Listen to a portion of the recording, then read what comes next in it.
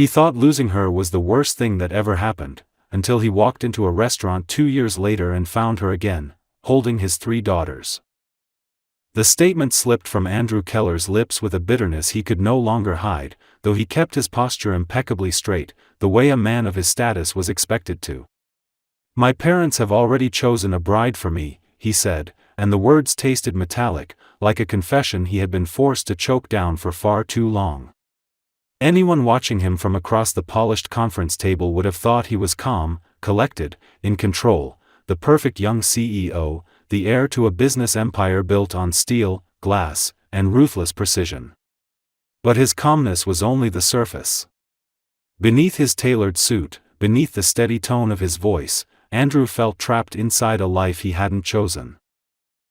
His brown eyes, usually sharp and unreadable, flickered with the frustration he never allowed himself to show.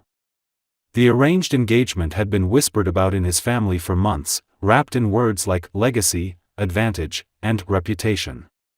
His parents had presented it as a practical opportunity, a union between 2 powerful families, a strengthening of bonds, a guarantee their name would remain untouchable. The chosen woman, Lauren Hart, fit every strategic box: elegant, controlled, flawlessly mannered, with dark hair, icy blue eyes, and a cold beauty that had always reminded him of a winter landscape, breathtaking, but impossible to feel warm beside. She was the kind of woman his parents approved of instantly, because she looked like someone who knew how to play the game. And she did. She played it flawlessly. But Andrew did not love her, had never loved her, and never would. He respected her ambition, even admired her composure, but there was nothing in her that stirred the part of him capable of giving his heart away. That part of him had been claimed years ago by someone entirely different, someone who didn't belong in the curated world his parents tried to mold him into. Avril King had been the opposite of everything Lauren represented. A radiant blonde with clear blue eyes and a smile that softened even the sharpest edges of his long workdays, she had walked into his life with simplicity instead of strategy, sincerity instead of agendas. She never cared about boardrooms or reputations, she cared about him, the real him, the version that didn't wear a suit like armor. And then she disappeared. She left 2 years ago with only one message: "I'm sorry. I have to leave." No explanation. No warning. Nothing. She slipped out of his life like a ghost, leaving him with questions that clawed at him night after night. He had searched for her everywhere, refusing to accept the silence she left behind. He hired investigators, checked hospitals, traveled to places she had mentioned in passing, but every trail died as soon as it began. It was as if the world had swallowed her whole. He replayed their final days over and over, trying to understand what he had missed. Had he failed her? Had he said something unforgivable? Was she in danger? Was she gone forever? 2 years of unanswered questions left scars that even his wealth, power, and relentless work ethic couldn't cover. He built walls around himself, walls that his parents mistook for maturity and discipline, but in truth they were forged out of heartbreak and exhaustion. Inside those walls he kept the memory of Avril, her laughter, her warmth, her perfume that smelled faintly of vanilla, everything he couldn't erase no matter how hard he tried. So when his parents cornered him with their final announcement, the engagement would be formalized soon, the families already celebrating, something inside Andrew finally cracked. He didn't shout or protest or argue. He simply stated the truth with the steady voice of a man who had lost too much to pretend anymore. "My parents have already chosen a bride for me," he repeated quietly, not because he accepted it, but because he was tired of fighting battles he couldn't win. But even as he said those words, a part of him still clung to the memory of the woman he'd truly wanted beside him. Avril's disappearance had left a hollow space in him that Lauren's presence could never fill. His parents assumed he had moved on, that time had washed clean the wound. They didn't understand that love like his didn't disappear, it lingered, stubborn and painful, echoing in every corner of his life. Standing by the window of his office after the conversation ended, Andrew gazed out over the city, its endless lights, its restless pulse, its promise of possibility. He wondered for the 100th time where Avril was, if she was safe, if she ever thought about him, if she knew how desperately he had tried to find her. The thought that she might never return tightened around his chest like a fist. He didn't know it yet, couldn't know it, but the quiet, aching life he had resigned himself to was about to shatter. The answers he had spent years searching for were much closer than he imagined.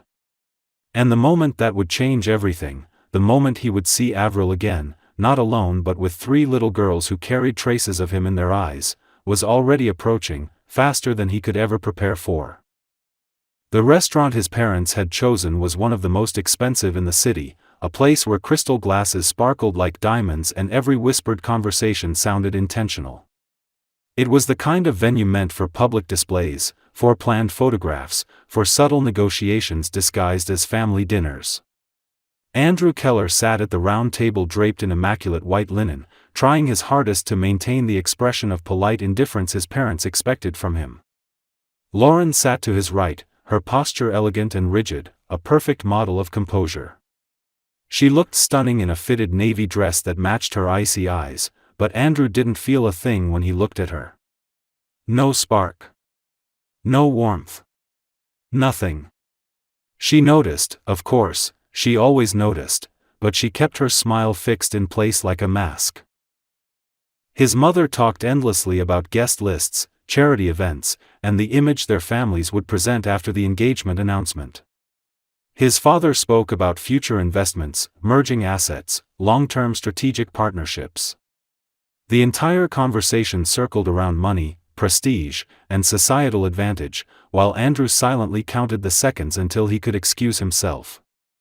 Lauren occasionally slipped her hand onto his arm, a gesture meant to appear intimate, but it felt intrusive. He forced himself not to pull away out of sheer courtesy. If he was being honest, he didn't even know why he showed up tonight. Maybe habit. Maybe guilt. Maybe the small part of him that still believed avoiding conflict would keep the peace, even though avoiding conflict had never brought him anything but exhaustion. He stared down at his barely touched glass of wine, wishing he were anywhere else, wishing he were with someone else, someone whose absence still hurt like a bruise he pressed on by accident. He had just begun mentally rehearsing the moment he would stand up, tell his parents he was done with this farce, and walk out, when something shifted in the corner of his vision. A strange, instinctive flicker crawled through him, like a memory tugging at the edge of his consciousness. He lifted his eyes, scanning the restaurant casually at first, until he saw her. And then everything inside him stopped. Avril. She was standing near a table by the window, illuminated by soft golden light from the chandelier overhead. Her blonde hair was pulled into a loose, practical style, and she wore simple clothes, nothing glamorous, nothing designed for attention, yet she shone brighter than anything in the room. Her blue eyes were focused on the 3 little girls squirming in her arms and around her legs. Triplets. 3 tiny girls who looked like clones of each other, brown hair, warm brown eyes, tiny hands reaching for napkins and spoons with chaotic energy. Andrew blinked, unsure if his mind was playing tricks on him. For a moment the entire restaurant blurred around the edges, the noise fading into a low hum. He stood so abruptly that his chair scraped loudly against the floor. His parents turned toward him in confusion. Lauren tightened her grip on his arm, but he barely registered any of it. His heart slammed against his ribs, wild and painful. 2 years of searching. 2 years of unanswered questions. 2 years of imagining every possible scenario, except this one. Except her standing there, alive, real, breathtaking, with 3 children who carried unmistakable pieces of him in their eyes and hair. He moved before he could think, weaving through tables, ignoring the startled looks from strangers. He felt like he was walking through water, slow, heavy, disbelieving. Avril finally sensed someone approaching and turned her head. The moment her eyes met his, her face drained of color. Her lips parted in shock, as if the one person she hoped never to face again had just materialized in front of her. Andrew stopped only a few feet away, breathless, overwhelmed. He needed to touch her, to to confirm she wasn't another dream he'd wake from. But he didn't dare reach out. Not when she looked so startled, so vulnerable, so ready to run. "Avril," he said, his voice soft and raw in a way he hadn't heard from himself in years. "It's you." One of the little girls gazed up at him curiously, her wide brown eyes shining under the chandelier. She tugged at Avril's shirt, making a soft sound as if seeking reassurance. Another leaned against Avril's leg, clutching a small stuffed rabbit. The third peeked out from behind her mother's hip, studying Andrew with an expression that felt eerily familiar, cautious, observant, evaluating. It was the same look Andrew often gave strangers. His breath caught. 2 years old. Brown hair. Brown eyes. His eyes. His hair. His features. His blood. All three of them. And Avril, trembling, defeated, terrified, was clearly bracing herself for the moment she had been running from since the day she left. "I didn't expect to ever see you again," she whispered, her fingers tightening around the strap of one of the carriers. "Not like this." Andrew swallowed hard, unable to form a single coherent thought. The weight of the moment pressed down on him so strongly it almost forced him to his knees. 2 years of pain, confusion, anger, longing, all of it crashed into him at once. He ignored the chaos behind him, his mother calling his name, Lauren rising from her seat in disbelief, the hushed voices spreading through the restaurant as people recognized him. Nothing mattered except the woman who had shattered him and the 3 little girls who had quietly rewritten his entire life. The silence stretched between them, trembling under the weight of everything left unsaid. Andrew felt the edges of his carefully constructed world peel away, revealing something he hadn't allowed himself to feel in a long time: hope, fear, and a fierce, instinctive love he didn't yet know how to understand. He finally found his voice, though it felt fragile, uncertain. "Avril, are they?" He couldn't finish the question. But he didn't need to. The answer was already staring back at him in pairs of warm brown eyes. Avril closed her eyes briefly, and when she opened them again, they were filled with something achingly familiar: sorrow, regret, and a depth of love she had never dared show him before. "Yes," she whispered. "They're yours." And in that moment, everything Andrew thought he knew about his life broke apart, only to begin shaping itself into something entirely new, something terrifying, something miraculous, something he could never, ever walk away from. Andrew didn't remember leaving the restaurant floor. One moment he was standing in front of Avril, staring at the 3 little girls who carried his features, and the next he was guiding her toward the terrace at the back of the building, away from the curious stares, the cameras, the judgment, and the questions he wasn't ready to answer in public. The night air was cooler than he expected, brushing against his skin in a way that almost grounded him, but nothing felt real yet. Avril walked beside him silently, her steps cautious, her arms full as she shifted the 3 toddlers who clung to her like they sensed the tension radiating from both parents. The triplets were alert now, wide awake after the commotion inside, their tiny faces curious as they looked between their mother and the stranger who was suddenly staring at them like they were the world's most fragile miracles. Andrew opened the terrace door and let Avril step outside first. The space was quiet, dimly lit with soft golden lamps and a few potted plants, a stark contrast to the noisy restaurant behind them. Avril placed the girls in their double stroller and a carrier attached to its side, adjusting blankets and wiping tiny hands as if the routine helped her stay steady. Andrew watched her, unable to look away for even a second, because now that she was here, real, breathing, alive, he was terrified she might disappear again. She finally straightened, but didn't look at him immediately. Her hands trembled slightly as she tucked a strand of hair behind her ear. The silence stretched, thick with years of unanswered questions, and Andrew could practically hear his heart pounding in the stillness. When she finally spoke, it was in a voice so soft he had to lean closer to hear it. "I didn't want you to find out this way," she whispered, her eyes dropping to the stroller as one of the little girls reached for her finger. "I didn't want them to see you before I was ready. Before you were ready." Andrew swallowed hard, struggling to hold back emotions that threatened to spill from him all at once. "Avril. I've been looking for you for 2 years. Every day. Every month.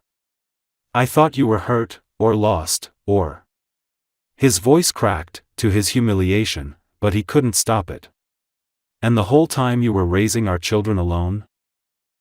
She winced, her shoulders curling inward as if bracing for the blame she expected. "I didn't know how to tell you. I didn't even know how to face you after what your mother said to me. And then everything happened so fast. I was terrified. I made decisions I thought were protecting you, protecting them, and maybe I was wrong, but I didn't know what else to do." Andrew felt a chill crawl down his spine. He stepped closer, searching her face for any sign of exaggeration or misunderstanding, but every line of pain on her features was raw and honest. "What did my mother say to you?" he asked quietly, even though he wasn't sure he wanted to hear the answer. Avril pressed her lips together, squeezing the stroller handle as if it were the only thing keeping her steady. "She came to see me after our fight," she finally said. "She told me that I wasn't good enough for you. That your family would never accept someone like me. She said my presence would ruin your future, your reputation, your company, everything your family worked for. And then she said that if I stayed, the children would live their entire lives being hidden, denied, treated like a mistake." Avril's breath hitched, and she lifted a hand to her mouth to stop it from shaking. "I was pregnant already. I found out days after she came. And I panicked. I thought, maybe she was right. Maybe I'd ruin everything for you. Maybe the children deserved better than to be hated before they were even born." Andrew felt the words slam into him like a physical blow. His mother. His own mother. The woman who had raised him to value strength and loyalty had been the reason he lost the woman he loved and never met his daughters until today. Rage coiled inside him, dark and dangerous, but he swallowed it for now. He couldn't shatter in front of her, not yet. Not when she already looked like she was waiting for him to walk away. "Avril," he said softly, stepping close enough that she finally met his eyes. "You should have come to me. You should have told me." Her expression twisted, guilt and exhaustion blending into something heartbreaking. "I know. I know that now. But back then I was alone, scared, overwhelmed. And when I found out I was expecting triplets." She let out a shaky laugh that wasn't a laugh at all. "I could barely breathe. I didn't know how to handle the pregnancy. I didn't know how to do it without you. But I still thought leaving you was the only way to save your life from spiraling into chaos." Andrew ran a hand through his hair, feeling the weight of her words like bricks pressing down on him. His gaze drifted to the stroller where the 3 girls sat watching them curiously. One reached a hand toward him again, and his entire body stilled as if responding to an invisible pull. He slowly extended a finger, and the tiny girl immediately wrapped her tiny hand around it, gripping him with surprising strength. His breath left him in a shaky exhale. "She looks like you," he whispered. "All 3 of them look like us." Avril's expression softened with a pain that looked dangerously close to hope. "They're good girls," she said quietly. "Strong. Smart. A handful, but they're everything to me." "And they're mine," Andrew added, his voice deeper, steadier. "They're my daughters." Avril didn't deny it. She only nodded, slowly, helplessly. He looked at her again, not with anger, but with a pain she couldn't meet. "You carried them alone. You raised them alone. You struggled alone. And I didn't know. I didn't even know I was a father." "You weren't supposed to," she whispered. "I thought keeping you out of this would protect you." He shook his head, his voice low and rough. All it did was destroy both of us. A breeze swept through the terrace, stirring Avril's hair and making one of the girls yawn sleepily. The world felt strangely still, as if holding its breath. Andrew stepped even closer until he was only inches from her. He didn't touch her, he wasn't sure he had the right yet, but his presence wrapped around her like an unspoken vow. "Avril," he said quietly, almost desperately, "I'm not letting you disappear again. Not you. Not them. Whatever happened before, it won't happen again. I swear to you." She closed her eyes, tears gathering at the edges, and for the first time since he found her, her shoulders relaxed slightly, as if she was finally letting go of a burden she had carried too long. And Andrew understood, this was only the beginning of a story far more complicated than he could have imagined, filled with secrets, grief, love, and the fragile hope of something better. But he also knew this, he wasn't losing them again. Not now. Not ever. Andrew barely remembered leaving the terrace, but he remembered the instinct that drove him, a fierce, protective urgency that grew with every second. Avril and the girls needed to get away from the crowded restaurant where his parents, Lauren, and half the city's elite were dining. They needed safety. Privacy. Space to breathe. He guided Avril through a side exit used by employees, his hand hovering near her back but never quite touching it, afraid to push her, afraid she might flinch or retreat if he moved too fast. The triplets were already dozing in their stroller, their tiny breaths soft and rhythmic, oblivious to the storm forming around them. He opened the door of his car for Avril, helping her lift the girls carefully inside. The entire time he fought the overwhelming urge to ask her 100 questions at once. The drive to his penthouse was almost silent except for the sound of the city passing by outside. Avril stared out the window, her profile bathed in the glow of passing streetlights, and Andrew couldn't stop glancing at her. He still couldn't fully believe she was there. After 2 years of searching, nights of waking from dreams of her crying or calling his name, she was sitting right beside him, carrying the children he never knew he had. When they arrived, the elevator doors opened directly into his private residence. The penthouse was spacious and minimalistic, filled with warm light and soft colors, but suddenly Andrew saw it through Avril's eyes. It looked empty. Too quiet. Too lifeless for a home that now needed to hold the laughter and chaos of 3 toddlers. Avril hesitated at the threshold as if afraid she didn't belong there. Andrew stepped aside, careful not to rush her. "You're safe here," he said, his voice low, steady. "No one will bother you. No one will touch the girls. And you can leave whenever you want, I'm not trapping you here." She finally walked in, pushing the stroller gently. The girls stirred, and one let out a sleepy squeak, tugging at a blanket. Avril knelt to fix it, her hands moving automatically in a gesture that told Andrew she had done this alone countless nights. The sight sent a sharp ache through him. He watched her quietly before speaking again. "Avril, you said my mother threatened you. You said she told you the children would ruin everything. What exactly happened?" Avril exhaled shakily, brushing a hand through her hair. She didn't look at him at first. Instead, she walked toward the large window, gazing out at the glittering skyline as if grounding herself in something steady. "It was the night after our fight," she began, her voice soft but steadying with each word. "I was emotional, scared, and trying to figure out how to talk to you again. Then she showed up at my apartment. She didn't even knock, she used her influence to get inside the building." Avril swallowed, her hands tightening into fists. "She told me that you were destined for something greater than what I could ever offer you. She said I would drag you down, ruin your future, ruin your family's name. She told me that I was a problem that needed to be removed." Andrew's jaw clenched, fury spreading through him like fire.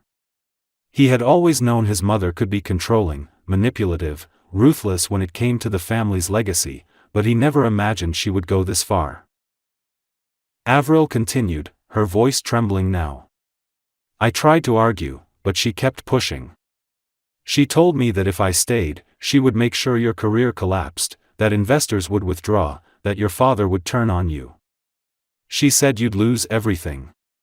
Her gaze dropped to the floor as she whispered the next part. And she told me that if I was pregnant, which she somehow already suspected, she would ensure the children were never accepted. She said they'd grow up resented and hidden, treated as a shameful secret. She finally looked at him, her eyes filled with the fear she had been carrying alone for so long. I didn't want to believe her. I didn't want to hurt you. But I was terrified, Andrew. I had no one to talk to. And when I woke up a week later and found out I was expecting triplets. Her voice cracked. I couldn't risk your future. I couldn't risk theirs. I thought disappearing was the only way to protect all of you. Andrew moved toward her slowly, the weight of her words sinking deep into his bones. She had no right, he said, his voice low and dangerous. No right to interfere in our lives. No right to force you out. No right to keep me from my children. Avril's shoulders shook, but she met his gaze with honesty.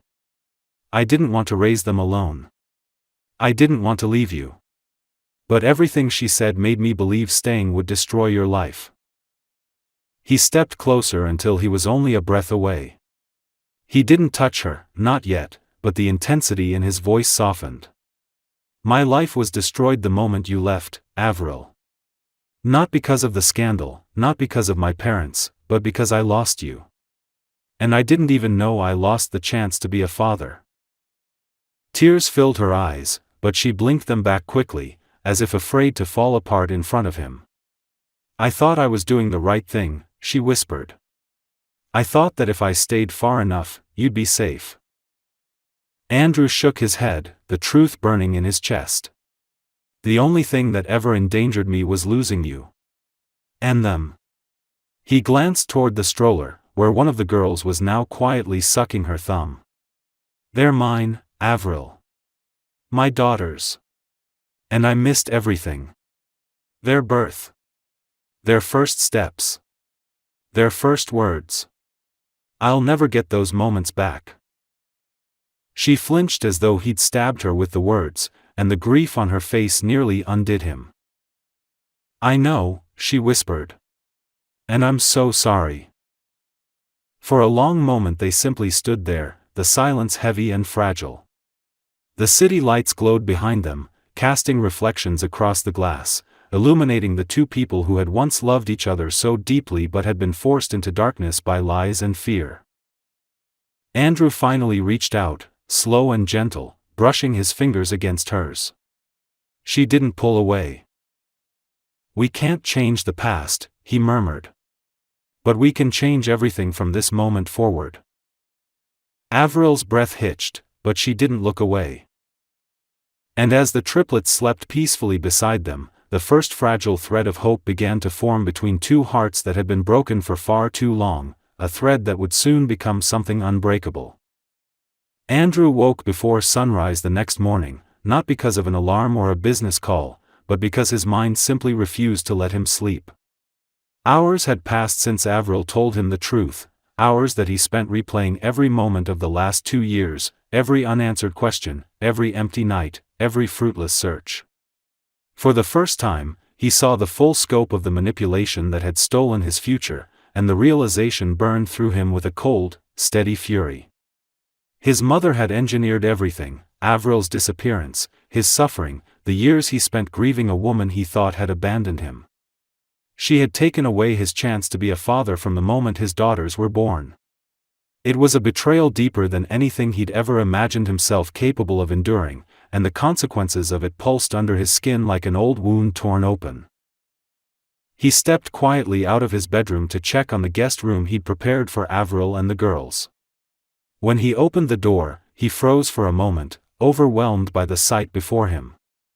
Avril was lying on her side on the bed, already awake but perfectly still, as if listening to the rhythmic breathing of the 3 tiny bodies curled between her and the edge of the mattress. The triplets were sprawled in a cluster of blankets, their small faces peaceful, soft hair rumpled from sleep. One of them had her hand resting lightly on Avril's arm, as if ensuring their mother wouldn't drift away. Andrew stood there silently, leaning against the doorframe, absorbing the image of what his life should have always looked like. A family. His family. The realization sent a deep ache through his chest, an ache made of love, regret, determination, and something newly awakened. Avril noticed him and sat up slowly, her movements careful not to disturb the girls. Her eyes met his, searching, unsure, afraid of what his expression might hold. "We should talk," Andrew said quietly. Not harshly. Not with accusation. But with a gravity that made Avril straighten her spine. He motioned for her to join him in the living room once the girls fell back asleep, and she followed him silently, her gaze drifting nervously over the penthouse that still felt too luxurious, too empty, too unfamiliar for someone who had survived alone with 3 babies. Once they sat down, the atmosphere shifted. The silence between them was no longer fragile like last night, it was weighted, steady, and unbearably honest.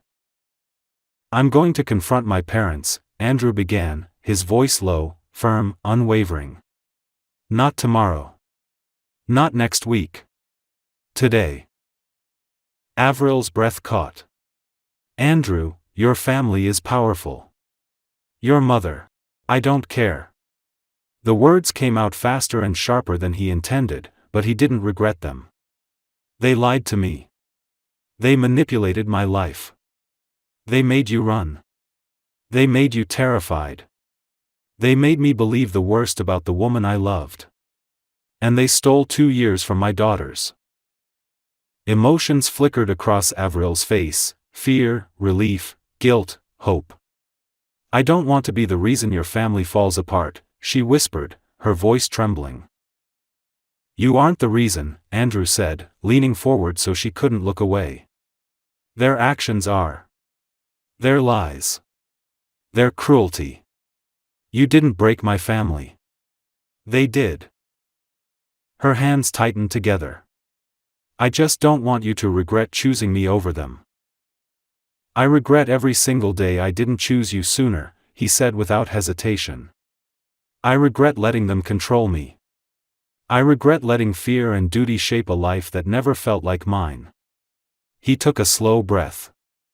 "And most of all, I regret not fighting harder for you the moment you disappeared." Avril's eyes glistened, tears she didn't want to let fall. Her voice wavered. "I thought I was protecting you, Andrew. I thought leaving was the only way to give you the future you deserved." He shook his head. "The future I deserved was with you." Silence settled between them again, but it was different now, filled with the awareness of everything they'd lost and everything they might still reclaim. Andrew finally rose from the couch, pulling his phone from his pocket. "I'm calling my mother. She needs to hear from me directly before I go to her in person." Avril reached out and gently touched his hand, stopping him. "Please don't yell," she whispered. "Don't break something you'll never be able to fix." Andrew nodded slowly, though anger pulsed through him like a second heartbeat. He stepped aside and made the call. Each ring tightened the air around him until his mother finally answered.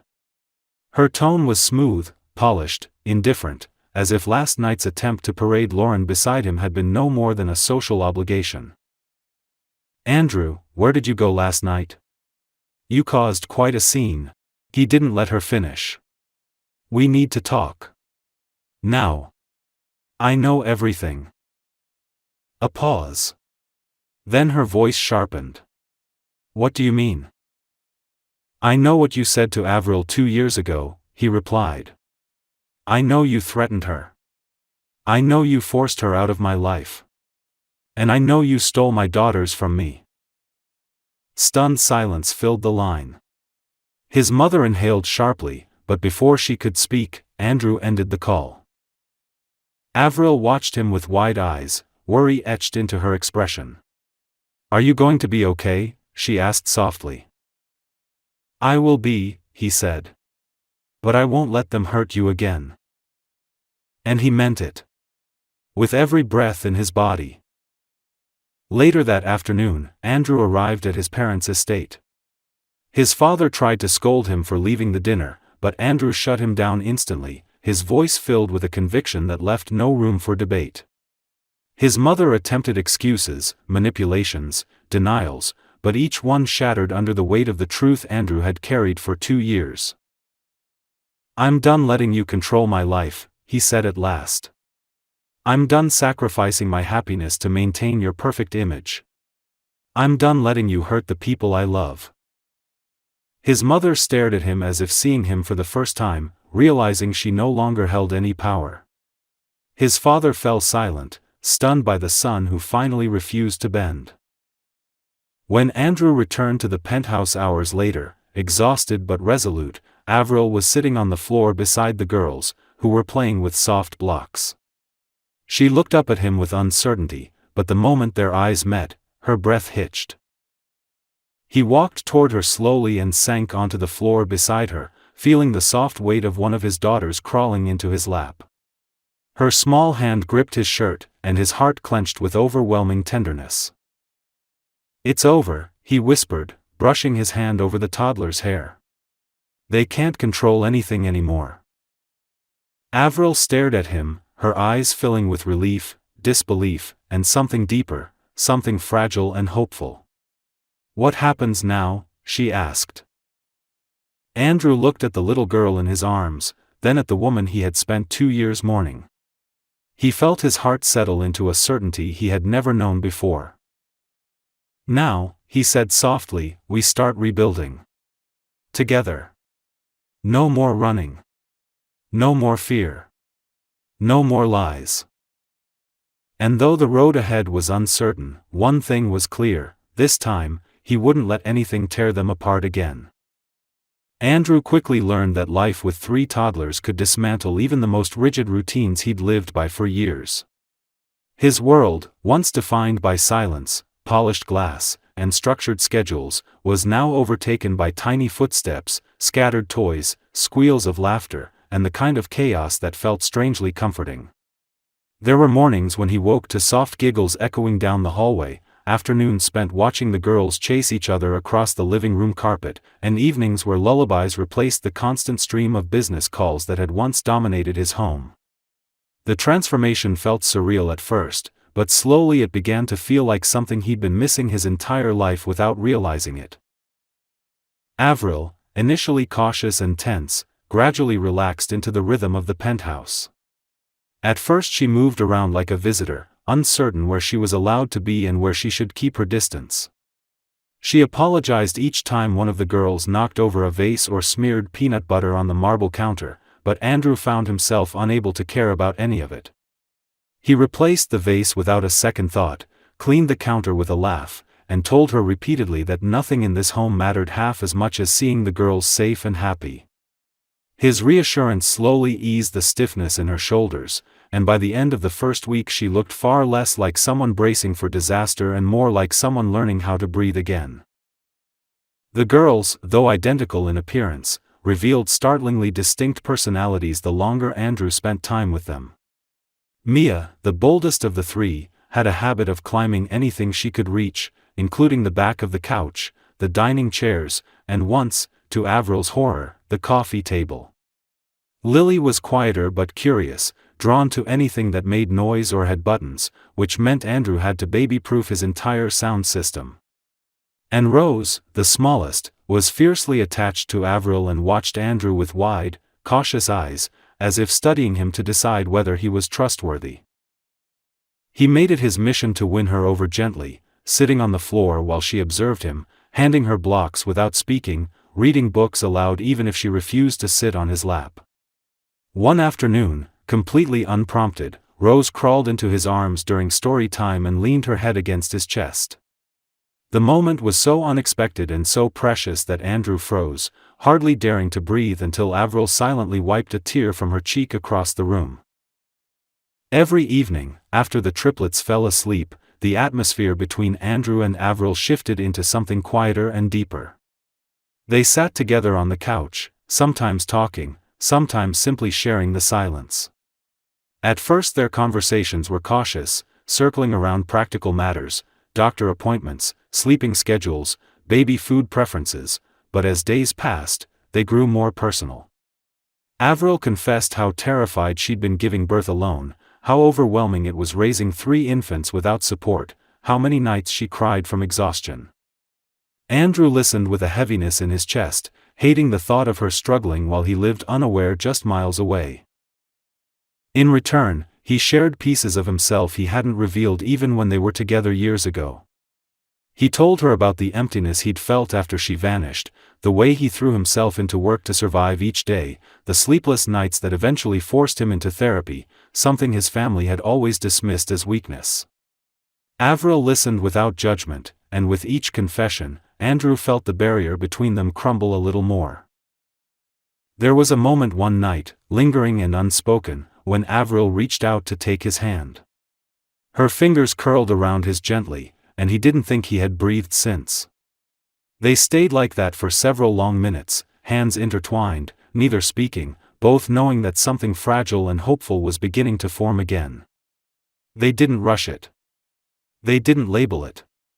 They simply existed in the small, intimate quiet that felt more meaningful than the love they'd once shared, because now it was built on truth rather than innocence. Still, despite the warmth growing between them, Avril carried shadows that didn't disappear overnight. Sometimes, when the girls cried unexpectedly, she'd tense and glance toward the door as if expecting someone to burst in. When she and Andrew disagreed, even lightly, Avril's eyes flickered with a fear of being punished, a response conditioned by 2 years of isolation and pressure. Andrew never raised his voice. He never touched her without permission. Whenever she recoiled out of instinct, he simply stepped back and waited, giving her space until she realized she was safe. Gradually, she stopped flinching.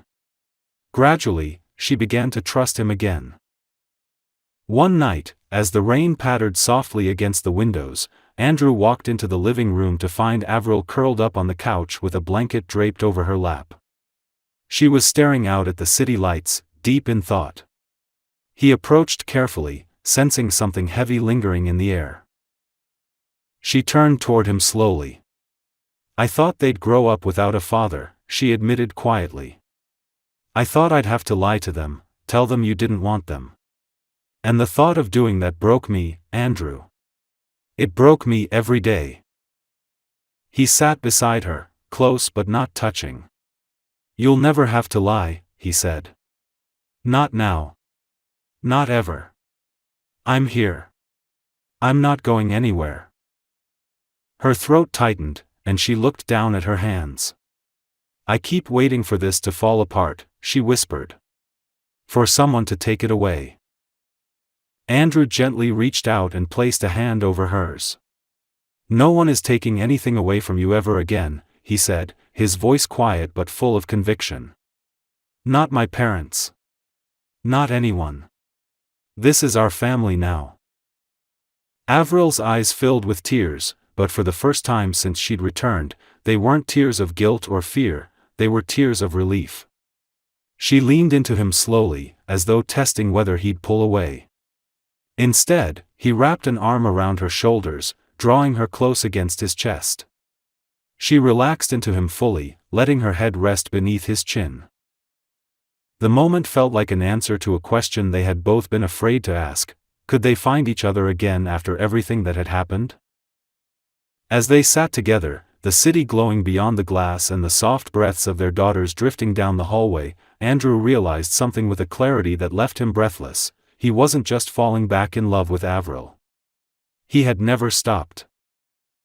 And for the first time since she returned, Avril allowed herself to believe that maybe, just maybe, she had found her way home. Andrew never expected peace to feel so fragile. For days, maybe even weeks, the rhythm of life between him, Avril, and the girl settled into something warm and almost domestic, but a quiet undercurrent of tension remained beneath every gentle moment. It wasn't between him and Avril; if anything, their connection had grown deeper, steadier, but around them, life outside the penthouse had begun to stir. Rumors were circulating among board members about Andrew's sudden absence from several public events. Investors whispered about the mysterious woman seen at the restaurant. Journalists speculated about his refusal to continue appearing with Lauren Hart. And then there were his parents, who, despite Andrew's warnings and confrontation, refused to retreat quietly into the background. His mother had been silent for days after their explosive argument, which terrified Andrew more than if she had yelled or threatened him outright. He knew her patterns well. Silence meant calculation, and calculation meant she was preparing a move. He tried to hide his worry from Avril, not wanting to burden her or taint the fragile sense of safety she was finally beginning to feel, but she noticed anyway. She was perceptive, too perceptive, especially when it came to reading him. Late one evening, while the triplets slept peacefully in their room, Andrew stood alone on the balcony overlooking the city. The cool night breeze brushed against his skin, but it wasn't enough to cool the tension building in his chest. He needed to think. He needed to plan. The more he replayed the last conversation with his mother, the more convinced he became that she wouldn't simply accept defeat. She wasn't the type to let her son choose his own path if it deviated from the one she crafted for him. He had just begun assembling strategies in his mind, legal protections for the girls, a plan for announcing them to the public, potential fallout among investors, when he felt the slightest tug on his shirt. He turned, surprised, and found Avril standing there, barefoot and wrapped in one of his sweaters. Her hair was loose, falling in soft waves over her shoulders, and her eyes were shadowed with worry. "You're thinking too loudly," she said gently. He exhaled, not realizing how tense his shoulders had become. "I'm fine," he said automatically, but she stepped closer, shaking her head. "You're not," she answered softly. "You're scared. And you're trying so hard to hide it because you think if you tell me what you're worried about, I'll run again." Andrew swallowed hard at the accuracy of her words. She placed her hand over his heart, and he felt the warmth of her fingers seep through the fabric. "I'm not running," she whispered. "Not anymore. Not even if things get hard." Those words broke something in him, something tight, something painful, something he hadn't realized he was still holding on to. He pulled her gently toward him, wrapping his arms around her as if afraid she might fade into the night. She rested her head on his chest and breathed deeply, grounding him in a way nothing else could. After a moment, she spoke again. "Whatever your mother is planning, whatever happens, we'll handle it together." He closed his eyes, letting her words sink in. "I just don't want her to hurt you again," he murmured. "Or the girls. I won't let it happen." Avril pulled back to look at him, her expression steadier than he expected. "She can't hurt me the way she did before," she said quietly. "Because I'm not alone this time. And neither are you." They went back inside together, but by the next morning, Andrew realized just how right he had been to worry. His assistant, Harper, arrived unexpectedly and knocked on the penthouse door. Andrew braced himself for news and stepped into the hallway before she could see Avril or the children. The moment he saw Harper's pale face, he knew something was wrong. "Tell me," he demanded quietly. She hesitated before handing him a tablet. On the screen was an email from the board of directors, requesting an emergency meeting. Attached was a file, a scandalous, carefully curated dossier detailing Avril's disappearance, her background, her lack of elite education, and the existence of the triplets. It was written with a tone that twisted the truth into something sinister, suggesting she had manipulated Andrew, endangered the company's reputation, and plotted to use the children to gain power. A signature at the bottom confirmed what Andrew already knew. His mother was behind it. He felt the fury rising inside him, dark and sharp, but he forced himself to breathe. Harper swallowed nervously. "They're expecting you today. Your mother intends to propose appointing you as CEO with conditions that include separating from Avril permanently. And denying the children publicly." Andrew's grip tightened around the tablet until his knuckles whitened. "Over my dead body," he muttered, his voice low and dangerous. He walked back into the living room, but the second Avril saw his face, her expression fell. "What happened?" she asked, standing up quickly. He didn't want to tell her. He didn't want to break the fragile peace they'd begun to build. But hiding the truth would be worse. He handed her the tablet. She scanned the file, her hands trembling. By the time she finished, she looked physically ill. "She's trying to erase them," Avril whispered. "She's trying to erase me." Andrew stepped toward her and cupped her face gently in his hands. "She won't succeed," he said firmly. "I won't let her." Avril's voice broke. "She's going to turn the world against us." "No," he said. "She's going to expose herself.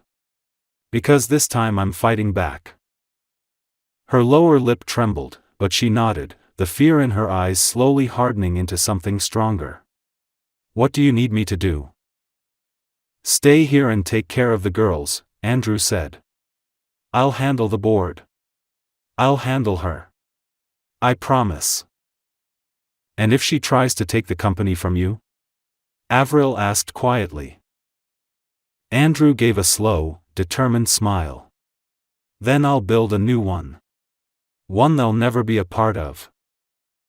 As he turned toward the door, Avril grabbed his hand and squeezed it tightly, grounding him with a strength he didn't know she had.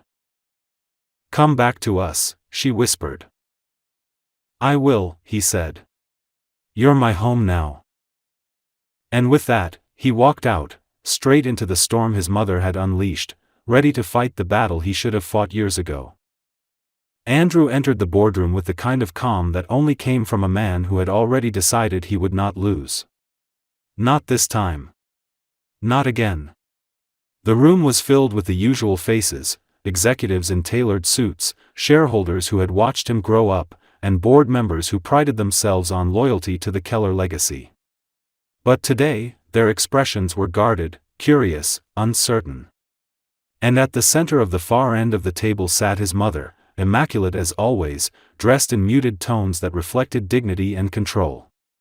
She didn't look surprised to see him. She looked prepared. He took his seat at the head of the table, claiming the position before she could speak.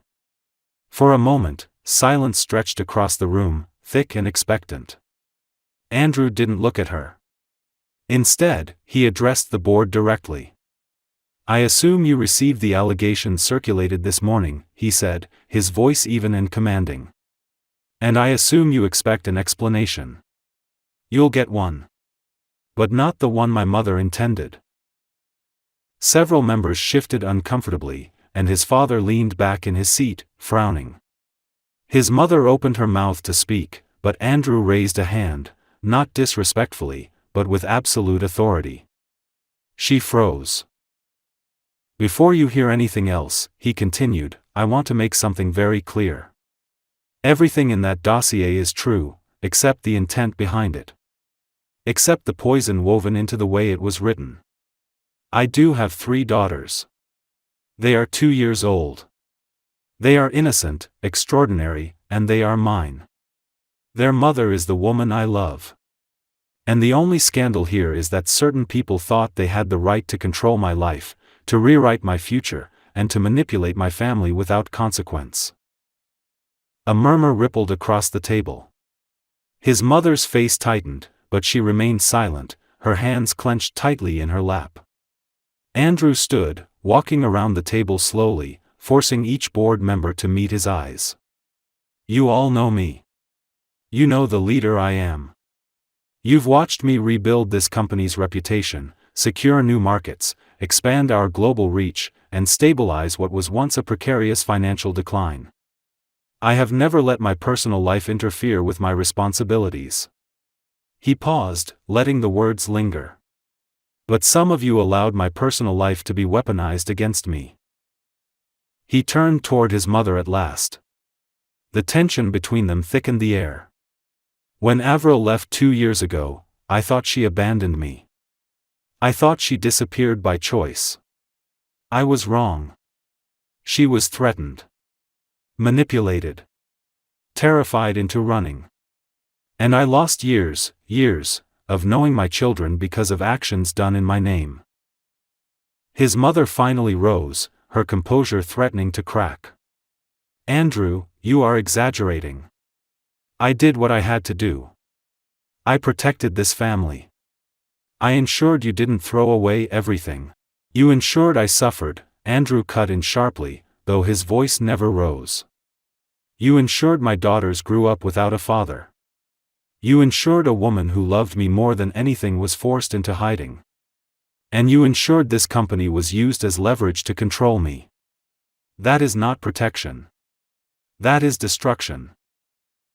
His words echoed in the room. His mother stood speechless, and the board, many of whom admired him, looked between them with dawning recognition. Andrew placed both hands on the table, leaning forward. You distributed a file filled with twisted truths and malicious implications. Not to protect the company, but to punish me for choosing my own life. And I will not allow a board of directors, or a family member, to weaponize my children ever again. He took a breath, steady and unshakable. I am not resigning. I am not stepping back. If anyone has concerns about my leadership, you can state them now. But understand that I will pursue legal action against anyone continuing to harass or endanger the mother of my children. One of the older board members cleared his throat. Andrew, no one doubts your ability to lead. We were misled into believing this was a threat to the company's reputation. Another added, it seems the threat wasn't the family you chose, but the interference you experienced. His mother's expression shifted, first disbelief, then panic, then something sharp and wounded. She had expected obedience. Instead, she found opposition from every direction. Andrew met her eyes one last time. You said my daughters would destroy the Keller name, he said quietly. But protecting them is the first thing that has ever made me proud of it. He dismissed the meeting. Some members approached him with reassurances and apologies. Others left quietly, processing everything. His father remained seated, staring at him as if seeing him for the first time, but Andrew didn't linger. There was somewhere far more important he needed to be. He returned to the penthouse before sunset. He expected tension or questions from Avril, but instead he found her sitting on the rug with the girls, laughing as Mia tried to feed Lily a handful of crackers. The simple, pure joy in the room stopped Andrew in the doorway. Avril looked up when she sensed him there. For a moment, the room felt suspended in time. Then she stood, her expression searching his face. You're back, she whispered, half in disbelief, half in relief. I told you I would be, he said, stepping closer. What happened? She asked softly. It's over, he answered. Completely over. They won't touch you. They won't touch our girls. They won't touch us. The board supports me. And my mother, lost. Avril's breath escaped in a tremor, her hand covering her mouth as tears filled her eyes, not from fear, but from the release of fear. Andrew reached for her, pulling her gently into his arms. She collapsed against him, her shoulders shaking with silent emotion while their daughters toddled around their legs, unaware of the gravity of what had changed. You're safe, he whispered into her hair. You're all safe now. She looked up at him, eyes glistening. What happens now? She asked, the same question she had asked once before, but now with hope instead of dread. He cupped her face gently. Now we build the life we were supposed to have, he said. Not because it's perfect, but because it's ours. Avril leaned into his touch, her forehead resting against his. I never stopped loving you, she whispered. Not even when I was gone. Andrew closed his eyes, the weight of her words anchoring him in a way nothing else ever had. I never stopped loving you either. And I never will. Their daughters crawled into their laps then, giggling, demanding attention and warmth, and the two of them held their little family close. The chaos felt beautiful. The future felt possible. And for the first time in years, Andrew felt whole.